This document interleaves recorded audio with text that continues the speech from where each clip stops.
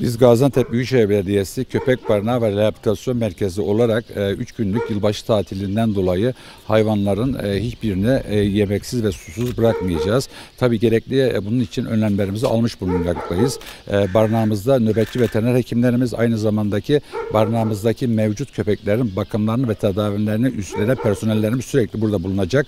Bunun dışında da tabii şehrin bizim 140 noktasında da besleme noktalarımız bulunmakta. Büyükşehir Belediye Başkanımız Sayın Fatma Şahin hanımefendi bize direktif verdi. Bu yemek ve su kaplarını biraz daha artırmamız gerektiğini söylemişti. Biz de bunun üzerine 50 tane daha yemek ve su kapları yaptırarak kendi parklarımıza bu yemek ve su kaplarını bırakıyoracağız ve böylelikle sayımız 200'e yaklaşacak.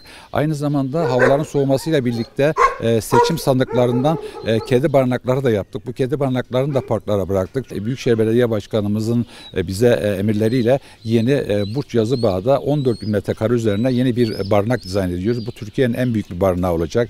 İçinde ameliyathaneler, hayvanların sosyal donatı alanları, su terapilerinin olduğu, soğuk hava depolarının olduğu, yazlık ve kışlık alanlarının olduğu, alttan ısıtmalı yerlerin olduğu güzel bir barınak dizayn ediyoruz.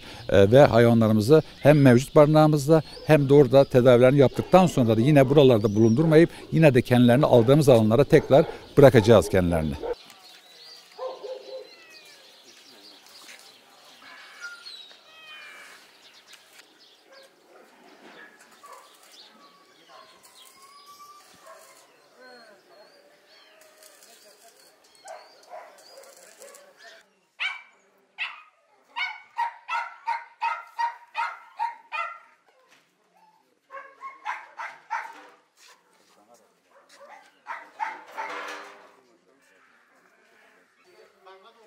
Sen de